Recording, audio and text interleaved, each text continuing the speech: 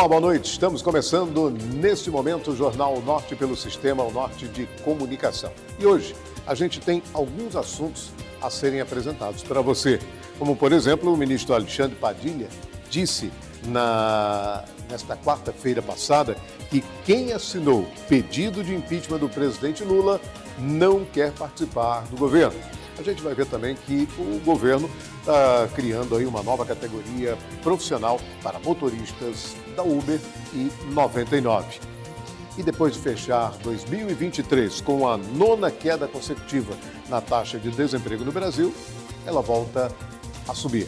Tudo isso você vai assistir agora no Jornal O Norte. E a gente começa trazendo para você a notícia sobre a posição do ministro Alexandre Padilha, que disse, na última quarta-feira, dia 28, que quem assinou um pedido de impeachment do presidente Lula não quer participar do governo, mas que ainda aguarda uma lista dos nomes para discutir providências. A declaração foi dada a um jornalista no Palácio do Planalto e, na semana passada, deputados bolsonaristas passaram a colher depoimentos e também apoiamentos aí de muita gente para o pedido de impeachment do presidente Lula, depois dele ter comparado as mortes aí na faixa de Gaza ao Holocausto. Padilha disse o seguinte: se um parlamentar assina um negócio como esse, alguém está dizendo que não quer participar desse governo, o que não significa que não possa mudar a posição dele. Ele disse ainda o seguinte: se um parlamentar assina realmente um ato como esse, alguém está dizendo que não quer participar do governo. Portanto, não pode ter posição contrária ao que quer o governo federal. E ele conclui dizendo: agora não vai ter nenhum tipo de discriminação sobre a execução orçamentária. O ministro completa dizendo: na medida em que nos apresentar nessa lista, nós vamos ver quais são as providências que devem ser tomadas. Ele também se comprometeu em recompor os 5,6 bilhões de emendas parlamentares que foram cortadas do orçamento e geraram em crise no Congresso. Mas só em março o governo vai reavaliar o caixa do ano no dia 22. As declarações foram feitas depois de uma reunião com líderes, com o relator geral do orçamento, o deputado Luiz Carlos Mota, do PL de São Paulo, e o ministro Rui Costa, da Casa Civil. Padilha anunciou ainda que o governo iniciou uma força-tarefa para pagar 1 bilhão de restos a pagar de emendas ao longo do mês de março. Outro assunto: o governo do presidente Lula planeja criar uma nova categoria profissional, a de trabalhador autônomo por plataforma, que busca enquadrar motoristas de aplicativos como Uber e 99. Essa é mais uma etapa da discussão sobre o vínculo empregatício entre as partes. O MPT, o Ministério Público do Trabalho, ele quer barrar na Justiça a estratégia da Uber de não reconhecer esse vínculo empregatício, uma manobra da plataforma, segundo eles, que foi detectada pelo Ministério para que ela não seja condenada em casos em que o trabalhador pede o reconhecimento do vínculo empregatício. A lei do Uber 13.640/2018, regulamenta o transporte remunerado privado individual de passageiros e foi aplicada a lei número 13.640/2008, que altera, essa lei que eu falei, altera a lei 12.578/2012, com o objetivo de regulamentar o transporte remunerado privado individual de passageiros. E uma última informação é que depois de fechar 2023 com uma 9ª queda consecutiva, a taxa de desemprego no Brasil voltou a subir e chegou a 7,6% no trimestre entre novembro de 2023 a janeiro deste ano. É a menor taxa para o mês desde 2015. Os dados são do PNDA, do PNAD, contínua, que é a pesquisa nacional que mostra os domicílios, por amostra domiciliar. Divulgada nesta quinta-feira, dia 29, pelo IBGE, Instituto Brasileiro de Geografia e Estatística. A pesquisa mostra que, apesar desse recuo, 8,3 milhões de brasileiros não ocupam uma vaga de trabalho. O índice ficou estável no trimestre e caiu 7,8% neste ano. O número de pessoas ocupadas, que dá em torno de 100 milhões de pessoas, cresceu 0,4% no trimestre. Corresponde aí a 2% no ano. A massa de empregados com carteira de trabalho no setor privado chegou a 37,9 milhões, com alta de 3,1% no ano. Daqui a pouco eu volto conversando com o pastor Martinho Júnior. Vamos falar sobre os 4 anos da Igreja Batista Farol. Voltamos já.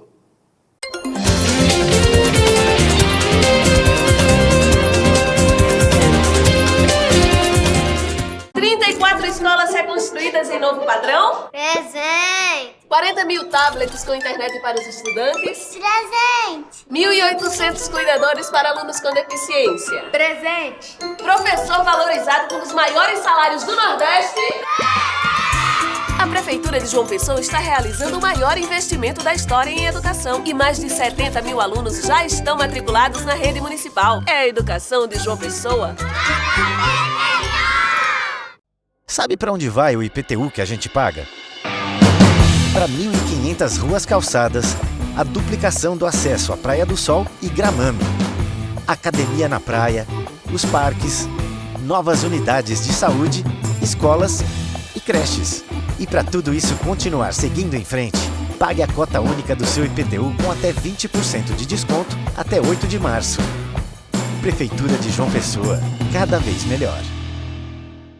Quer aproveitar uma onda de internet no seu verão? Vem pra Tele! Por apenas R$ 99,90 mensais você garante 600 MB de internet, Wi-Fi Premium e ainda escolhe entre 2 aplicativos bônus totalmente grátis. Ouça Deezer Premium com suas músicas preferidas ou garanta Play Kids para a criançada sem pagar absolutamente nada mais por isso. Não perca essa oportunidade. Ligue agora no 0800 731 2020 e contrate já o seu plano. Tele é de fibra, é da Paraíba.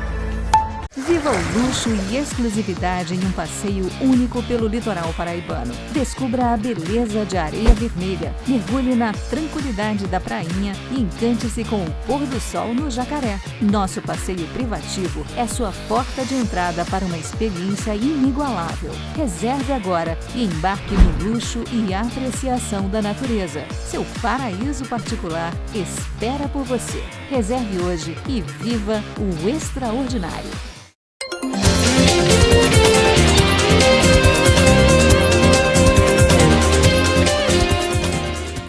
Muito bem, estamos de volta com o Jornal O Norte. Nesse bloco nós vamos conversar com o pastor Martinho Júnior. Ele é líder da Igreja Batista Farol, que agora está de novo endereço.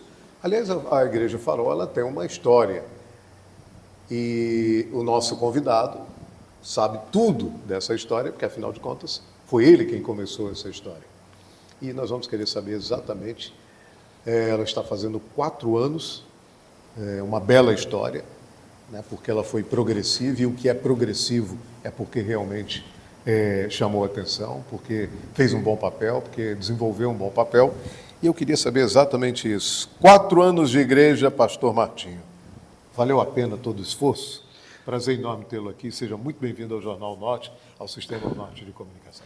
Inicialmente, queria expressar, o privilégio, a honra de poder estar aqui nesse sistema tão especial e com a honra de poder conversar com um amigo de longa data. Eu louvo a Deus pela sua vida, e para mim é um privilégio poder ter essa conversa tão especial. E respondendo assim a pergunta, se valeu, viu? Na verdade, assim, eu acho que quando você vive no centro da vontade do Senhor e faz aquilo que ama, na convicção de que está fazendo aquilo que é certo, com paz, e vê Deus agindo, não tem como não se alegrar, né?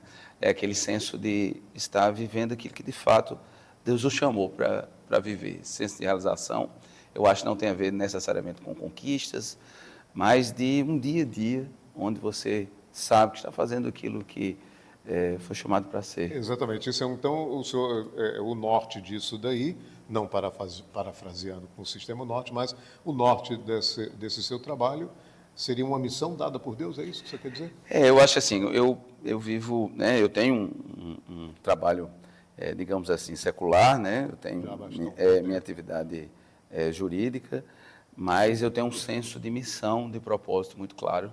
Eu creio que eu não tenho uma visão de vida aleatória, né? Eu creio que Deus nos fez e nos fez com propósitos muito claros. Então, hoje, Aldo, eu me sinto, de fato, muito alinhado àquilo que Deus me chamou e me fez para ser, né? Então, eu acho que quando você consegue ter essa consciência, e ainda que vem desafios, porque, enfim, sempre vem, né?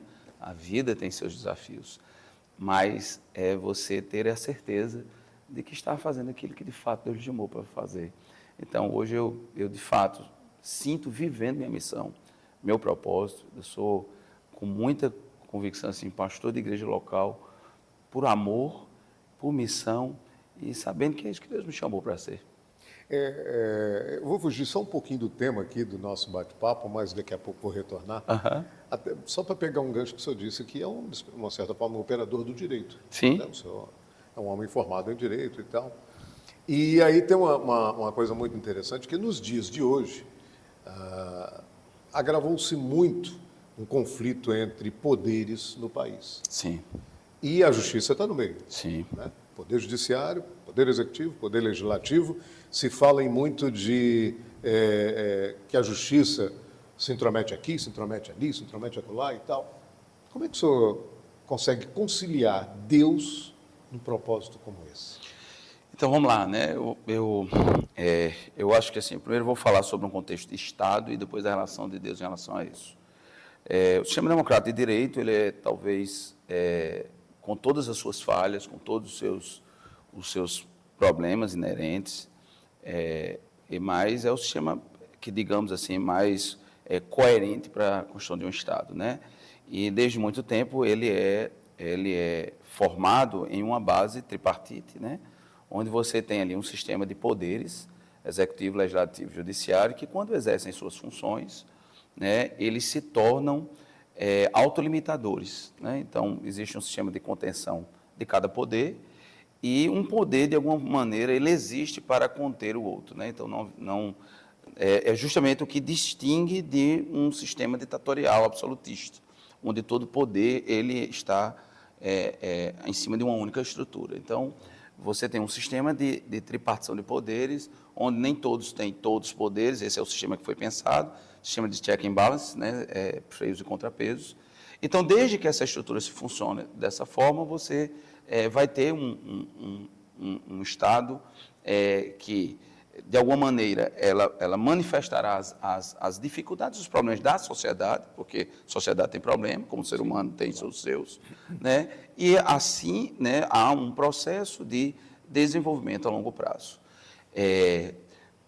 Deus, ele não nos fez robô, né? Então, na verdade, o Senhor ele nos capacitou com a habilidade, né, de desenvolver, criar, estruturar. Então, o que digamos é assim, o que Deus espera enquanto cada um de nós é que sejamos pessoas corretas, que sigam os seus princípios e que o Estado, como uma projeção, né, dessa construção, possa cumprir, de fato, sua função, os seus princípios. Nunca foi da vontade de Deus distorções, sejam elas pessoais, sejam elas coletivas.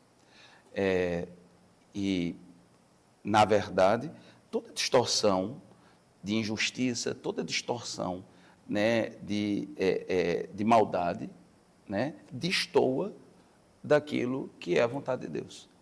Seja ela individual, seja ela uma projeção coletiva, né?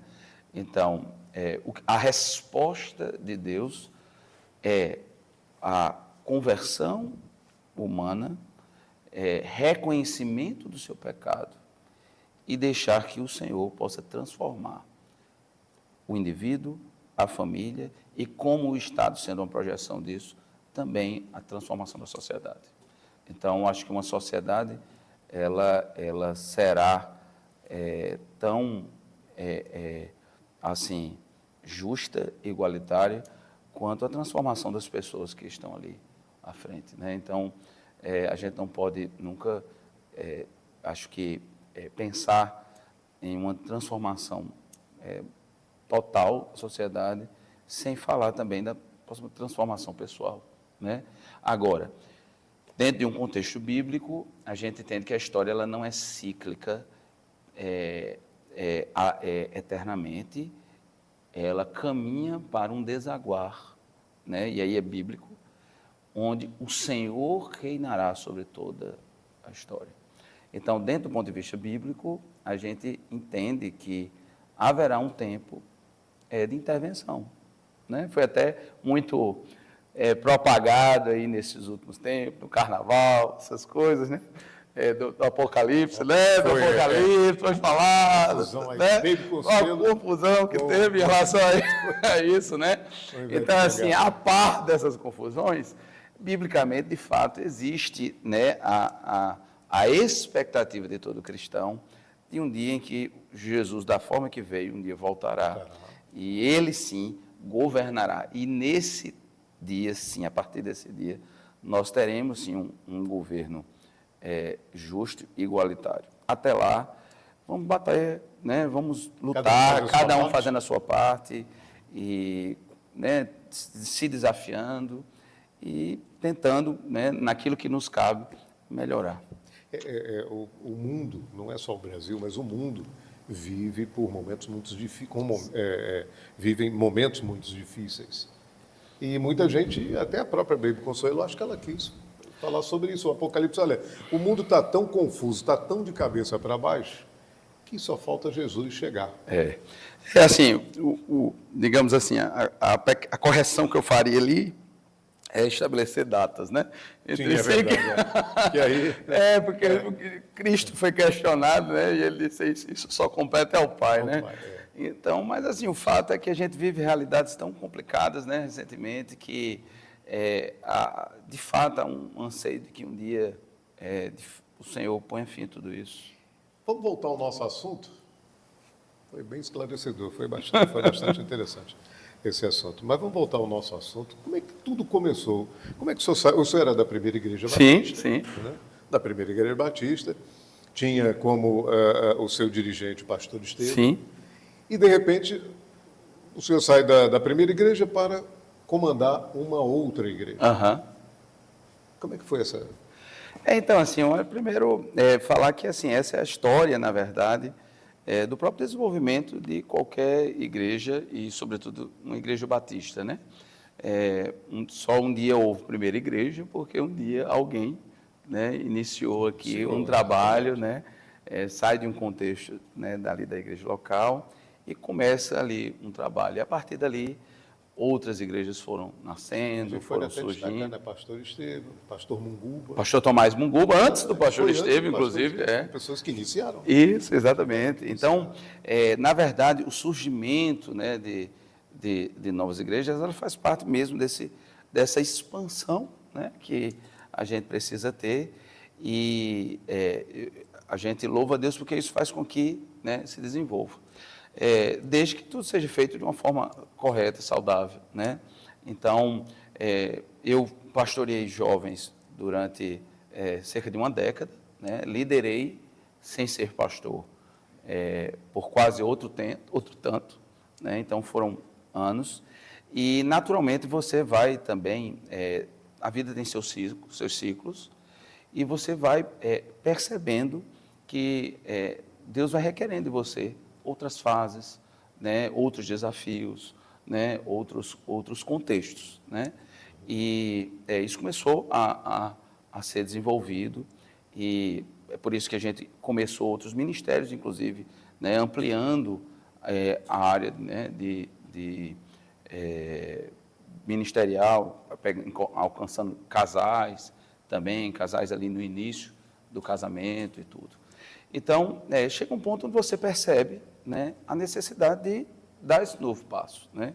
Então, isso foi muito conversado na época com o pastor Estevão, e você também tem seus projetos, seus sonhos. Interessante porque o contexto da Igreja Batista é bem interessante. A Igreja Batista ela tem um vínculo com as outras igrejas do ponto de vista de declaração de fé, né?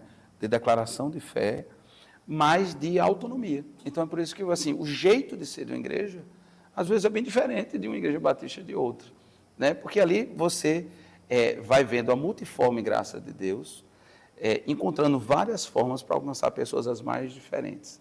Então, assim, eu sempre pensei um contexto de igreja moderna, né? Sempre pensei numa igreja atualizada, mas que com raízes muito fincadas na nossa história, né? Então, tinha muitos sonhos nessa área, então a gente conversava, né, sobre isso, até que chegou um dia onde, em conversas, entendemos que seria melhor mesmo, dentro de uma visão administrativa de um ministério já próspero, como é o Ministério do Pastor Estevão, mas como era algo ousado, algo, né, novo, né, talvez já nascesse com essa autonomia para empreender tudo isso, né? Então foi muito bonito. Lembro no final de dezembro de 2019, reunidos ali todos, eu tive 3 cultos de despedida. Tudo na primeira igreja. Eu tive 3 cultos de despedida. Então, o culto de despedida reunido no dia 6 de dezembro de 2019, quando estava toda a liderança da igreja, todo mundo reunido, fui avisado, e ali todos oraram me abençoando. Aí depois eu tive um culto de despedida com um trabalho de jovens que eu fazia no Espaço Sul, e depois teve um outro culto de despedida também, né, com os jovens, e aí sim, no outro ano, no dia 5 de janeiro de 2020, nós demos início, começando do zero, e não é fácil, sabe, Aldo? Começar do zero. Porque assim, eu vim Você lembra de quantas pessoas tinha no seu primeiro culto? eu acho que, Sentadas? acho que poucas, sei lá, 300 pessoas, eu acho, nesse sentido, mas no primeiro culto, né, porque era assim, algo inovador, né, todo mundo vai lá, e eu recebi o apoio de muitas igrejas, eu fiquei muito feliz. Assim, por exemplo, os primeiros microfones que eu recebi foi de uma igreja bem pequena no Bessa, que eu tenho um carinho muito grande, Paulo e Edelmar, nos deram o microfone. Isso foi desafiador, sabe, Aldo, por quê? Eu estava acostumado numa estrutura que tinha tudo, né? E aí você começar do zero mesmo, sem ter nada. A gente... Tipo, se vire. Foi muito assim, ó, você tem a bênção, né, você tem a convicção daquilo que Deus agora vai construir. Então, a gente não tinha cadeira, a gente não tinha nada. Então, foi a gente que, de repente, alugou o espaço, foi a gente que pintou as paredes, foi a gente que capinou, porque o lugar lá estava há mais de 2 anos fechado. Então, foi a gente que tirou o lixo. Foi aonde? Lá, ao lado da Justiça Federal, no Pedro Gondim. Okay. Então, algo muito incipiente, assim, eu lembro que cada um comprou sua cadeirinha de plástico e a gente começou assim, né? O primeiro som, um irmão da igreja chegou assim e fez: olha, pastor, eu não tenho como lhe dar o som, mas eu posso fazer o seguinte, porque começando nem crédito, nem nada tem, né? Ele fez: eu vou comprar o som dividido em 10 vezes no cartão e depois a igreja se vira para pagar. Então, isso é muito legal, porque é tudo muito desafiador, Realmente tudo muito novo, né? Realmente do zero. E você imagina que veio a pandemia 2 meses e 10 dias depois. 2 meses e 10 dias depois chegou, né, expedido o primeiro decreto, né? E imagina. Como é que é a igreja? Imagina. Era desafiador para qualquer igreja, né? Agora você imagina uma igreja com 2 meses, com desafios de aluguel, com a conta do som, Cartão de crédito. a gente não tinha, pra você ter ideia, a gente não tinha nem canal no YouTube. A gente não tinha canal no YouTube, não tinha uma câmera, né? Não tinha nada, né? E pronto, aí você vai vendo, né, o agir de Deus. Sim, aí você vai vendo o agir de Deus. Eu me lembro, apesar, né, de não podermos nos reunir, a gente sempre foi muito cuidadoso, é uma postura que a gente teve, disse, nós vamos respeitar todas as determinações que assim forem feitas, nós vamos fazer. Então, tivemos essa postura, mas eu não deixei de ir para a igreja nem um dia. Todos os dias eu ia. E ali, muitas vezes, eu me pegava orando e tal, porque assim, eu confesso que o primeiro mês, ninguém tinha uma dimensão. Então, havia ali uma expectativa, vai passar 1 mês e meio, tal. Ninguém sabia exatamente, né? Porque, afinal de contas, o mundo foi impactado. Você não se cogitou a hipótese de uma empresa, por exemplo, passar 6 meses fechada. Sim, com certeza. Né? E a gente teve empresários que teve que lidar com mais do que isso, né? Então, assim, ninguém tinha em mente isso. Eu me lembro que quando chegou a 3, 4 meses,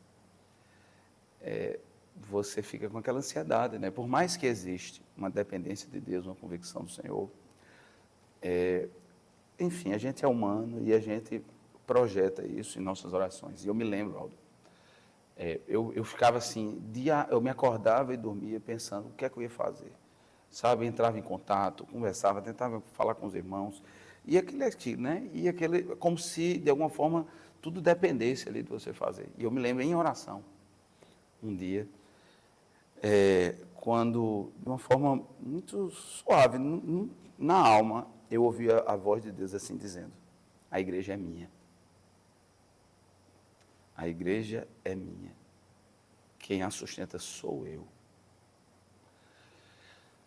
Aquilo dali trouxe um bálsamo no meu coração, sabe? Sem dúvida. Assim, não foi, quando eu até me emociono, sim, assim, porque natural. Não foi como se dissesse assim, relaxe, né? Levanta as pernas para cima e relaxa. Não foi isso. Eu acho que naquele dia eu ouvi dizer assim, eu estou cuidando. E nesse dia você... Eu acalmei. Eu continuei me esforçando, porque eu tenho que fazer, sim, né? Fazer, lógico. Natural. Mas naquele dia, é como se de maneira muito clara dizer assim, ela é minha e eu cuido. E Aldo, assim, quem acompanhou o processo sabe que houve momentos que abria, fechava, né? Assim, a igreja nunca fechou, mas eu digo assim, o templo, né? E no nosso caso, da Igreja Batista do Farol, quando determinava o fechamento do templo, quando determinava que abria, tinha mais gente do que quando começou. Então, na verdade, assim, o contexto, a gente tem 4 anos, 2 foi de pandemia. 2 foi de pandemia. Né? 2020 e 2021.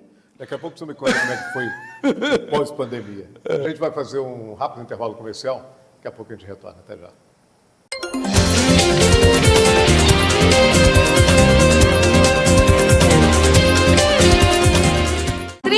Escolas reconstruídas em novo padrão? Presente! 40 mil tablets com internet para os estudantes? Presente! 1.800 cuidadores para alunos com deficiência? Presente! Professor valorizado com os maiores salários do Nordeste?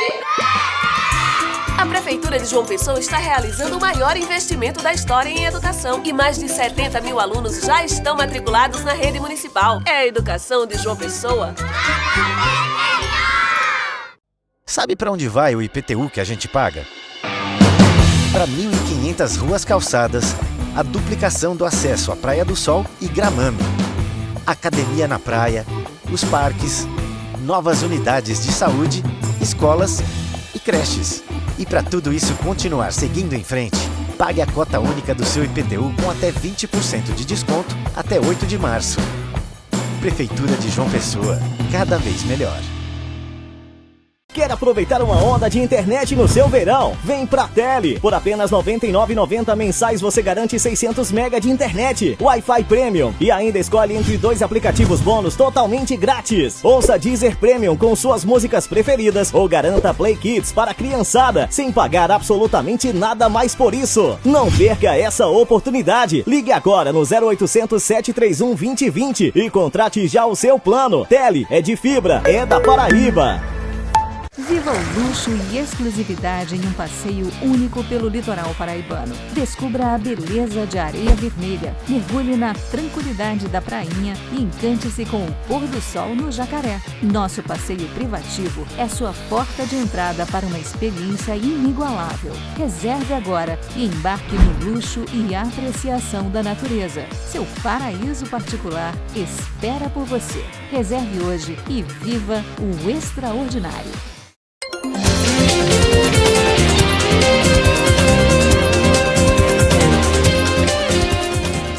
Muito bem, estamos de volta conversando com o pastor Martinho Júnior e eu queria, estou retomando aqui o nosso bate-papo, pastor, mas eu queria dizer o seguinte, que há uma transmissão que é feita pela sua igreja, agora por YouTube, antes não tinha era nada.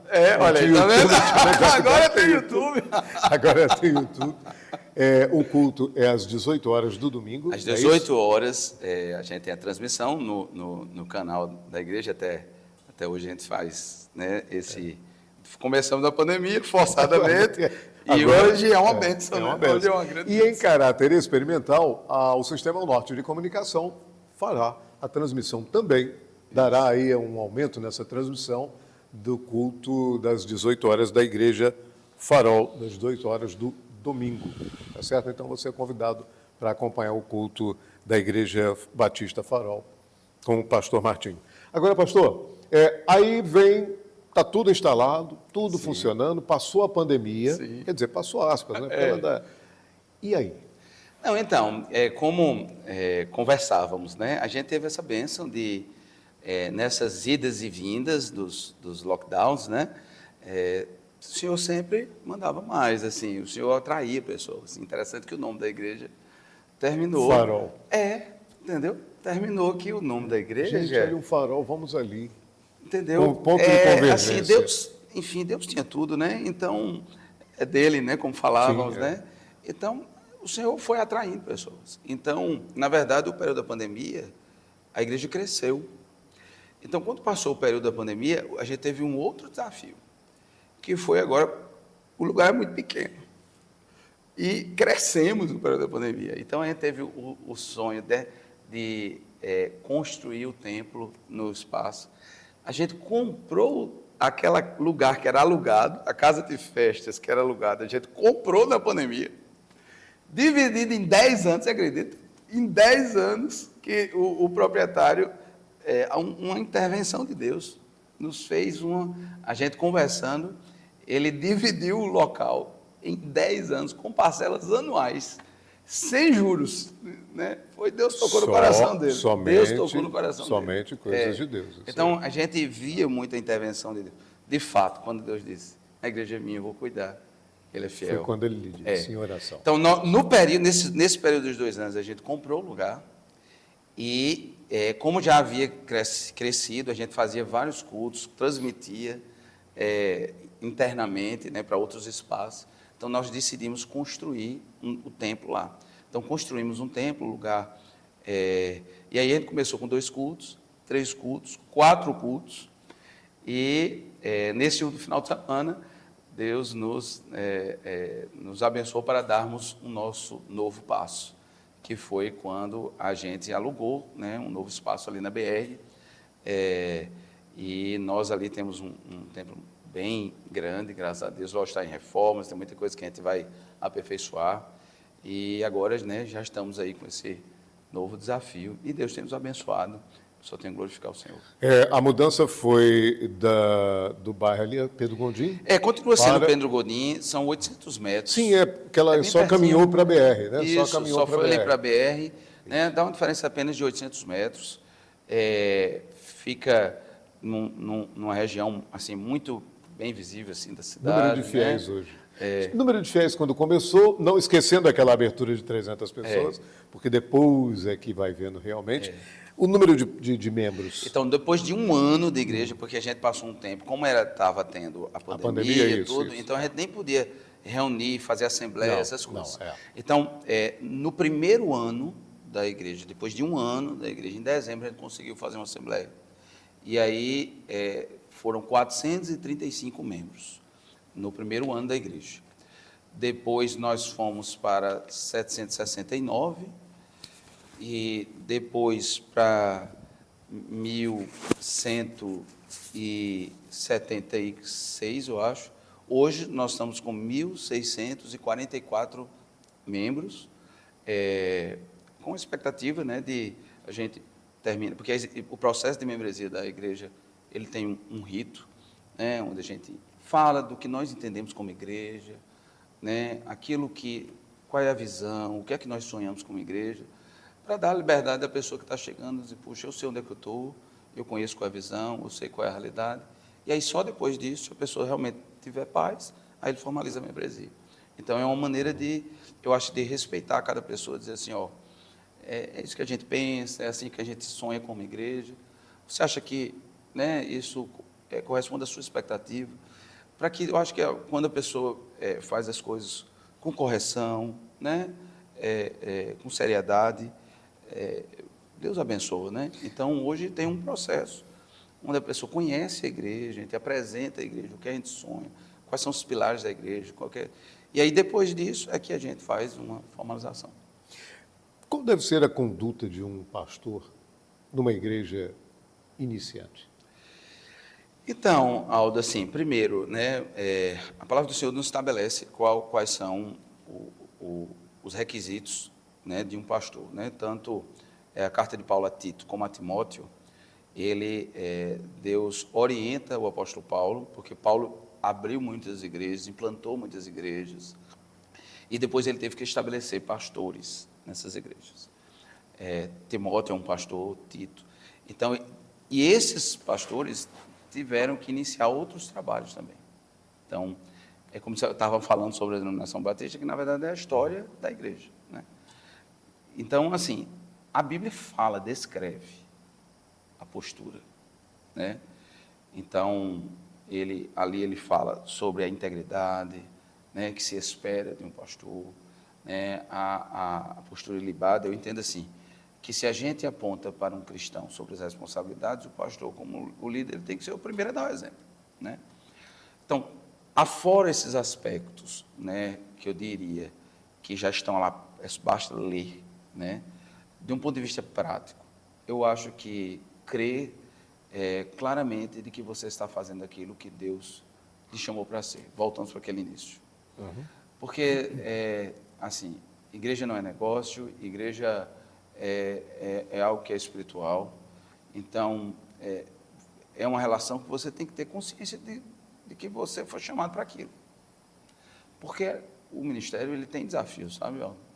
Você imagina um lar, uma família, com filhos, esposa, quantos desafios você não enfrenta ali? Você imagina o que é você pastorear famílias inteiras, cujo vínculo que se dá a você, com você, ele é um vínculo voluntário. Lógico que é uma ação de Deus, mas digamos assim, o que é que prende uma pessoa? Nada. Nada. Uma empresa, você tem uma relação empregatícia, né? Enfim, ali, as pessoas ali estão porque creem que Deus está agindo ali e existe uma relação mesmo ali de amor, de vínculo. Então, lidar com as pessoas implica em aprender a lidar com desafios, com problemas, com demandas. E um pastor, de início, ele vai ter que lidar com isso, com as suas primeiras dificuldades. Então, o que é que ele tem que ter consciência? De que Deus lhe chamou para isso. Ele tem que ter clareza de que essa é a missão que Deus lhe deu. Porque senão, nos primeiros desafios, e foram muitos, isso aumenta, viu? Você sempre é tentado a dizer, é isso mesmo. Mas o homem vive assim, né? O homem vive desafios. Então, por exemplo, no meu caso, né, Aldo, eu não dependo da igreja. Uhum. Né? Eu tenho um trabalho, há 20 anos sou funcionário concursado da Justiça Federal, fui concursado do TRE. Então, assim, a minha relação é missão. É missão. Então, quando vem os desafios, eles dizem, mas será que é isso mesmo? Então, hoje, eu digo a você, Aldo, eu sou, é isso que me define em termos de missão. Né? Sou pai, esposo e pastor. e exerço uma atividade como Paulo. A Bíblia diz que Paulo fabricava tendas. Eu fabrico tendas também, né? Eu tenho meu trabalho.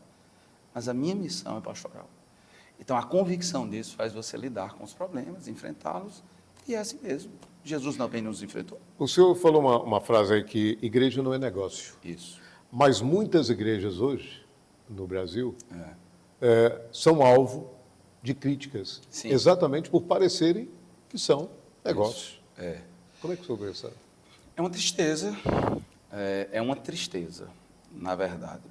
E aqui, permita-me ter uma resposta mais completa, né? Em primeiro lugar, é uma tristeza constatar.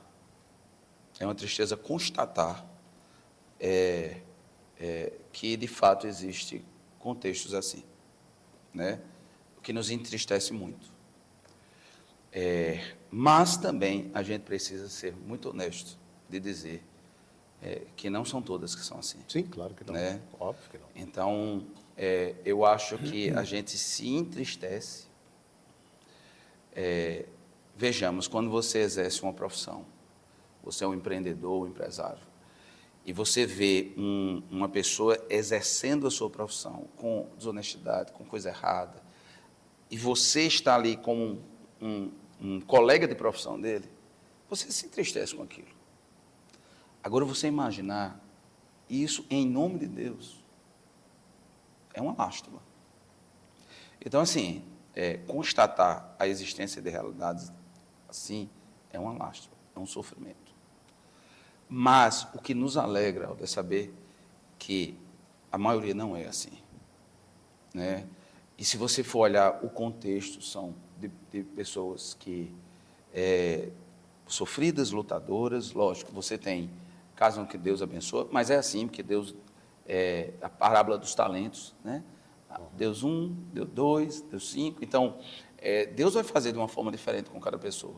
E você tem que ser fiel àquilo que Deus lhe entregou. Então, existe, a maioria são ministérios com muita boa vontade, com muita vocação, com muita luta, com muita batalha. Então, olhar para pessoas sérias, olhar para ministérios sérios, nos anima. E a gente se entristece com realidades assim que a gente tem que lidar. Enfim, lidar. E não pode negar o fato, porque eu acho que é o erro. Talvez, não é verdade. Não, é verdade, existe mesmo, né? Mas não isso representa uma minoria. A maioria das igrejas são séries de homens lutadores, batalhadores, que glorificam o Senhor com seus defeitos, com suas falhas, porque ninguém é perfeito. Até porque ninguém é perfeito, porque exatamente. Ninguém é perfeito, mas que querem fazer o certo. Então, eu respondo dessa forma. Então, eu diria, ninguém é perfeito, nem quem faz, nem quem critica. É isso. Quem critica também, muitas vezes... eu acho assim, a crítica, a gente tem que aprender a lidar com ela. É porque eu falo da crítica com relação ao que o senhor disse anteriormente. Nem todo mundo é assim. Nem todas as igrejas visam negócio. Isso. Né? Até porque você perguntou quais são as características de um pastor. Uma das quais diz assim, não ser cobiçoso de sorte e da ganância. Olha aí. Um pastor bíblico, ele não pode ser cobiçoso de uma ganância. Isso é uma característica, a Bíblia diz, sobre o pastoreio. O verdadeiro pastor não é um homem ganancioso, sordidamente. Um pastor, ele tem sonhos de expansão, e isso é natural, né? Porque é a ordem, né? Ir de pregar o evangelho, batizar. Então, a gente tem que ter sonho. Isso é muito diferente, né? Da ambição sórdida, da ganância. E Cristo já dizia, olha, um pastor não pode ser assim. Mas que deve incomodar o pastor, deve, as críticas, né? Fulano aí, as pessoas vão para a televisão, vão para as redes sociais. Porque a igreja tal é assim, que a igreja não sei o que. Isso deve ser ruim, né? Isso deve ser ruim para os pastores. É ruim porque, assim, e lerem esse tipo de nem críticas, todo né? mundo tem essa capacidade de separar o joio do trigo, né? Nem todo mundo tem essa capacidade. Então, às vezes, a gente tem que lidar com o contexto de generalizações. E, infelizmente, não pode ser assim, né? Não pode ser assim. Então, o que eu digo, por isso que eu disse, eu tenho que ser uma resposta ampla. Em que sentido? Existem situações, cara, que é isso mesmo. Infelizmente, não tem o que falar. É verdade, né? E a gente se entristece com isso. né? E entristece. Mas existe muita, e a grande maioria de homens santos, batalhadores, dedicados, homens e mulheres. E glória a Deus. Eu sempre digo aos irmãos, eu digo assim, João Pessoa tem igrejas fantásticas, igrejas lindas. E igrejas sérias. Nós queremos ser uma igreja séria. Para a gente terminar esse bloco de bate-papo, o senhor fala em igreja séria. Como é que deveria ser uma igreja, atingir esse título de uma igreja séria, para que não seja também mais uma então, no espaço? Eu acho que assim, ela tem que ser fiel àquilo que a palavra nos ensina, né? Jesus, ele estabeleceu a sua igreja. Então, a igreja ela pode se apresentar de várias formas, né? Então, eu tenho consciência de como Deus nos chamou para ser como igreja. Então, a multiplicidade da igreja, ela representa um pouco a multiplicidade da sociedade. Então, pessoas não são iguais, elas têm características diferentes, elas têm gostos diferentes. E aí Deus utiliza da multiplicidade das formas para alcançar todo tipo de pessoa. Agora, a igreja ela tem que ser honesta, ela tem que levar Deus a sério, ela tem que ter fidelidade à palavra, né? A gente não pode pregar outra coisa a não ser aquilo que o Evangelho nos ensina, do que a Bíblia nos ensina. A gente tem que ter compromisso com as pessoas, tem que ter que a gente eu até falo, pessoal, diz assim, pessoal, o templo, tudo isso é instrumental. Igrejas são pessoas, e meu chamado é para cuidar de pessoas, né? E eu acho que ter consciência disso, não fazer a igreja como um meio para alcançar finalidades espúrias, né? Nós estamos com uma missão para a glória de Deus, né? A fim de um dia entregar ao Senhor a igreja que é dele, sem mancha, sem mácula, né? E de forma a honrá-lo. Então, acho que quando há legitimidade de propósito, sinceridade, fidelidade à palavra, é isso que Deus espera. E Ele abençoa, viu, Aldo? Ele abençoa. Tenho certeza. A gente vai a um rápido intervalo comercial, daqui a pouco a gente volta terminando o nosso assunto aqui no jornal O Norte do Sistema, O Norte de Comunicação. Voltamos já.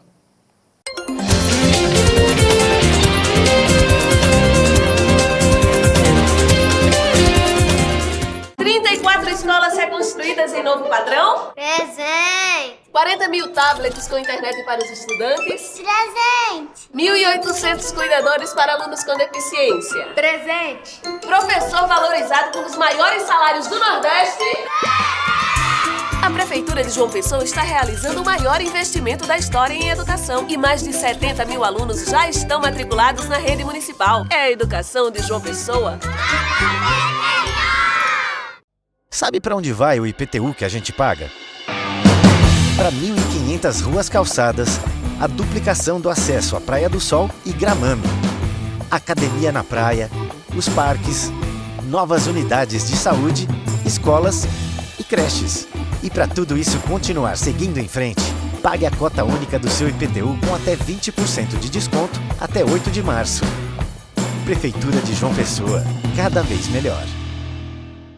Quer aproveitar uma onda de internet no seu verão? Vem pra Tele! Por apenas R$ 99,90 mensais você garante 600 MB de internet, Wi-Fi Premium e ainda escolhe entre 2 aplicativos bônus totalmente grátis. Ouça Deezer Premium com suas músicas preferidas ou garanta Play Kids para a criançada sem pagar absolutamente nada mais por isso. Não perca essa oportunidade. Ligue agora no 0800 731 2020 e contrate já o seu plano. Tele é de fibra, é da Paraíba.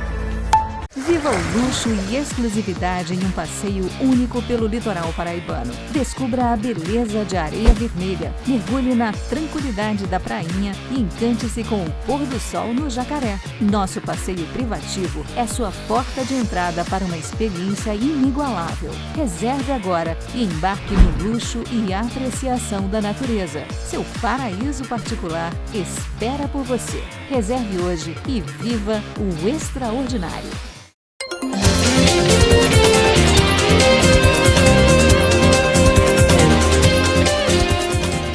Muito bem, estamos de volta para conversar com o pastor Martinho Júnior, e eu, nesse bloco, eu queria conversar com ele a respeito de um assunto que envolve o mundo cristão.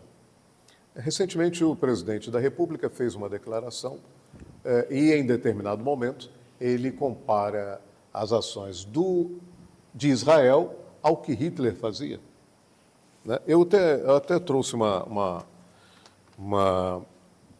declaração de um dos ministros da Suprema Corte, que é o ministro André Mendonça, que ele disse o seguinte, ele comparou, quando o presidente Lula, comparou os atos praticados por Israel ao Hitler durante o nazismo. O presidente da República até tem dito o seguinte, eu não falei da palavra holocausto, mas acho que nem precisava, né? Porque ele se referiu ao fato, né? Ele se referiu ao fato, exatamente. Então, a minha pergunta para o senhor é como é que o senhor está acompanhando esse desenrolar e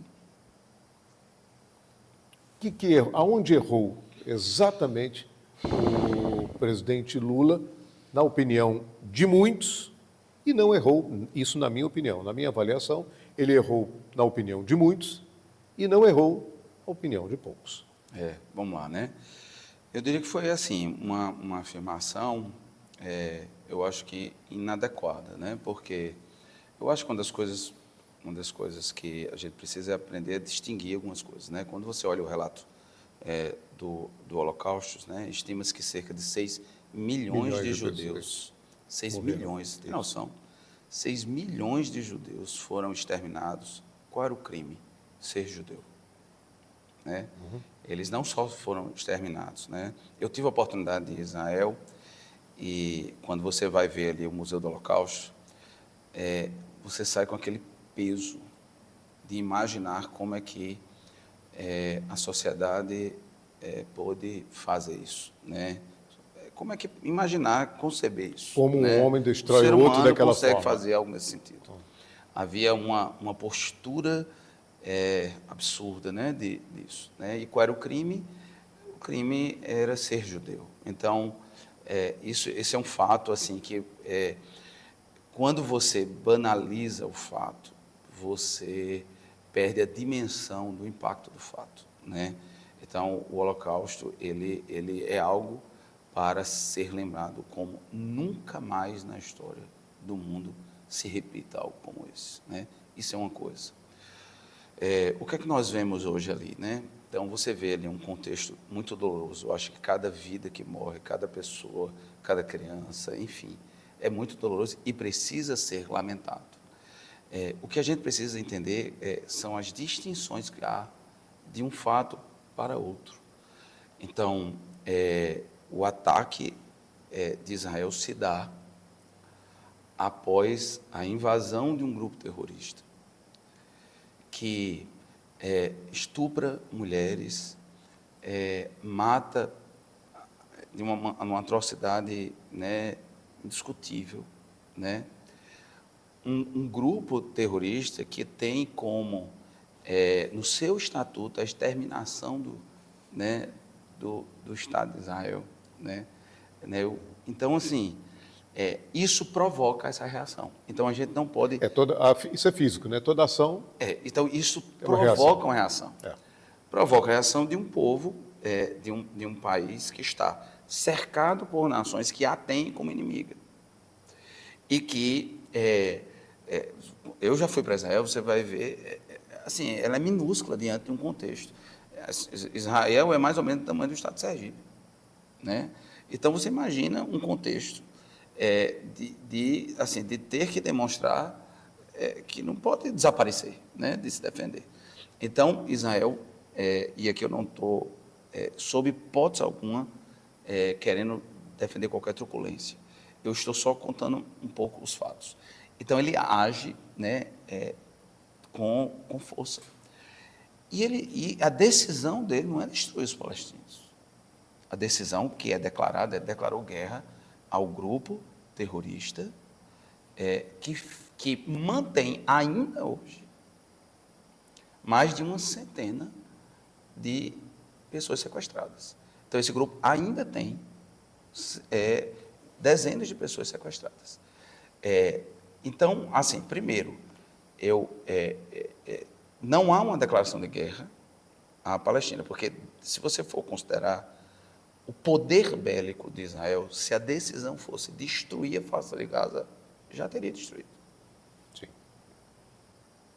A decisão não é essa.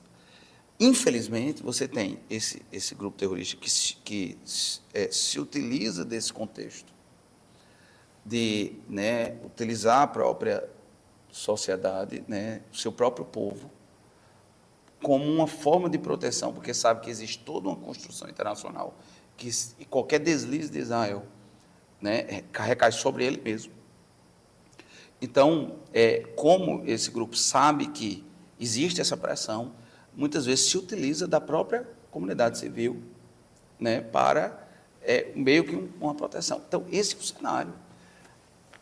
Eu entendo que o povo palestino precisa ter o seu país legitimado. Eu entendo que o povo palestino precisa ser poupado.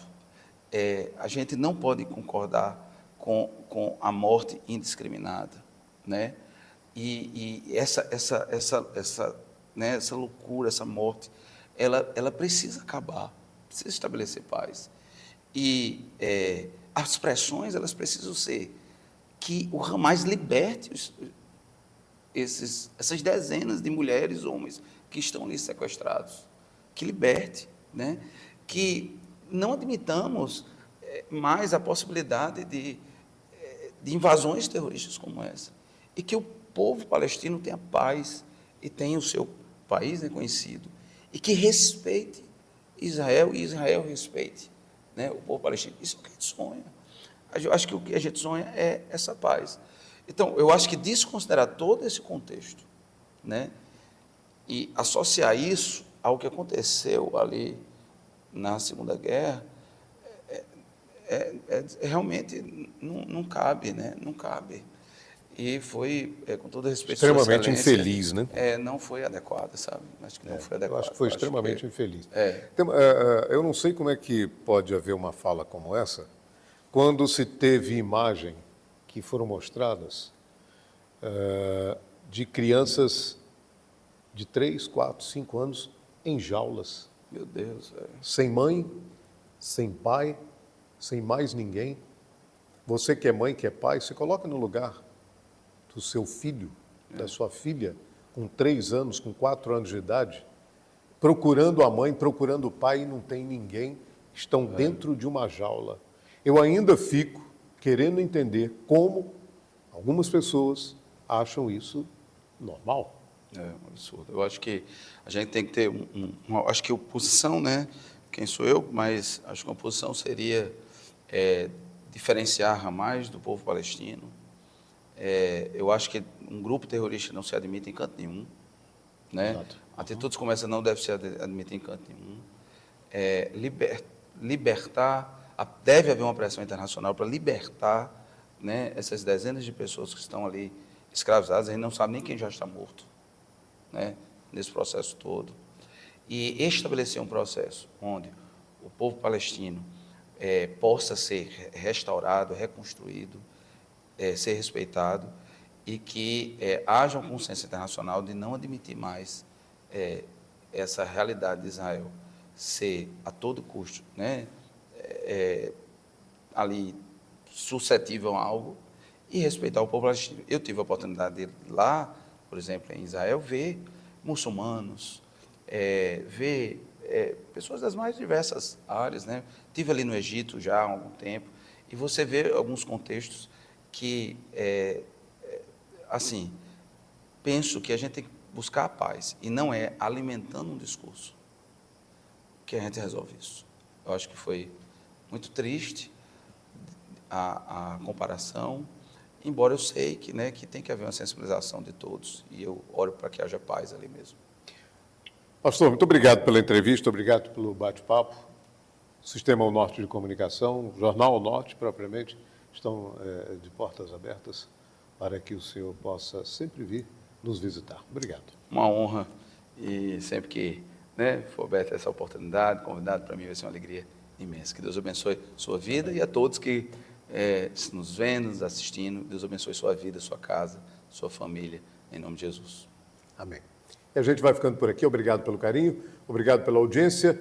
Na próxima semana a gente vai estar nesse mesmo horário, às 7h30, na sexta-feira. E a gente, claro, aguarda por você. Até lá, boa noite e bom final de semana.